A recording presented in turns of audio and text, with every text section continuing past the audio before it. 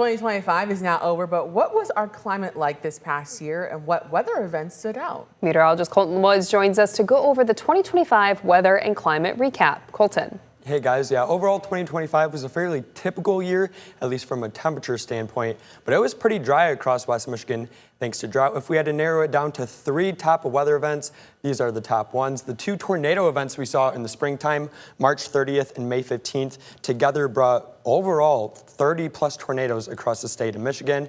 Then it was pretty dry into the summer, leading to Holland seeing a severe drought for numerous months in a row, impacted the agriculture presence across the area. And then earlier in December, we saw some pretty intense lake effect snow that stacked up over a foot in the Muskegon Hart area. The 2025 climate, though, here in Grand Rapids, like I mentioned, it was pretty typical, near average for temperature.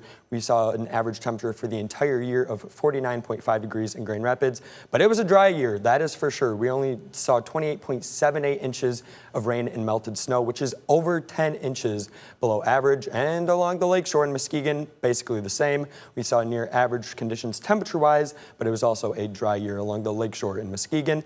But even though here in West Michigan, it was a near average temperature year, however, that's not the case across much of the globe. Take a listen.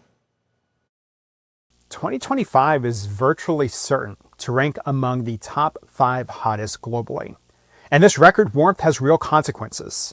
As we continue to burn fossil fuels and heat the planet, 89% of daily record high temperatures across 247 major U.S. cities were made more likely this year, and it helped drive dangerous heat worldwide.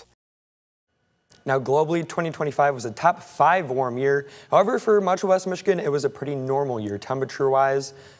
This just goes to show that West Michigan as a whole likely will continue to be a climate haven in the future. Guys?